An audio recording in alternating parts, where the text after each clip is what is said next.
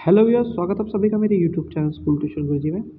बच्चों, हम कर रहे थे आपका चैप्टर या अध्याय ग्रेविटेशन या गुरुत्वाकर्षण, और आज हम इसमें करने वाले बच्चों इन टेक्स्ट क्वेश्चन का पार्ट 5।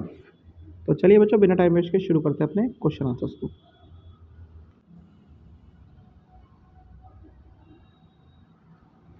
तो क्वेश्चन नंबर 1 है बच्चों, you find your mass to be 42 kg on a weight machine if your mass more or less than 42 kg।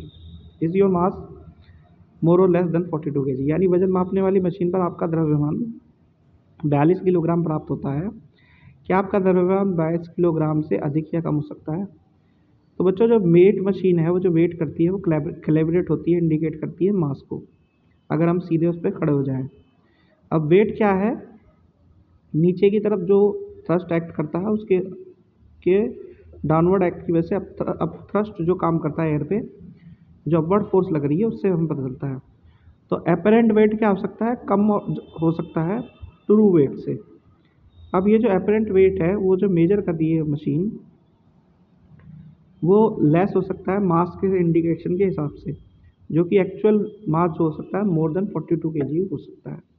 ठीक है बच्चों, यानी एक वजन मापने वाली मशीन शरीर के वजन को मापती है और द्रव्यमान को इंगित करने के लिए इसे कैलिब्रेट किया जाता है। यदि हम वजन मापने वाली मशीन पर खड़े हो तो वजन नीचे की ओर कार्य करता है, जबकि हवा के कारण लगने वाला दबाव ऊपर की ओर कार्य करता है।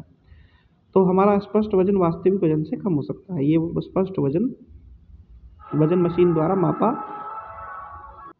मापा जाता है और इसलिए दर्शाया गया द्रव्यमान वास्तविक द्रव्यमान से कम होता है, तो हमारा वास्तविक द्रव्यमान 42 किलो से अधिक हो सकता है बच्चों।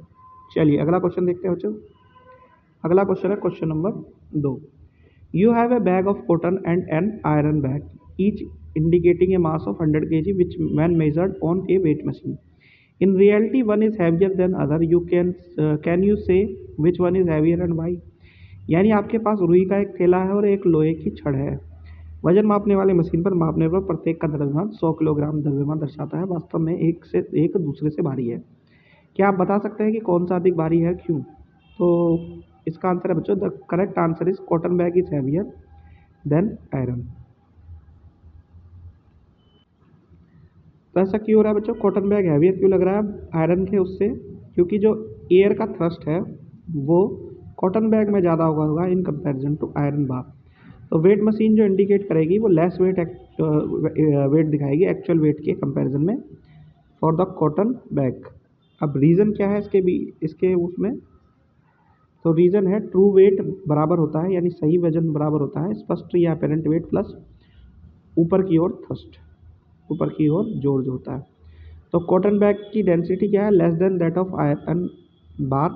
सो the volume of cotton bag is more compare to the iron बार।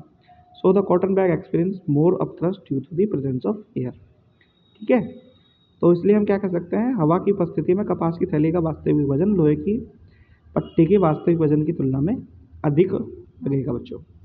ठीक है, तो बच्चों ये वाला आपका पार्ट होता है वीडियो का ही कंप्लीट। आशा करता हूँ आपको वीडियो अच्छी लगी होगी। Thank you.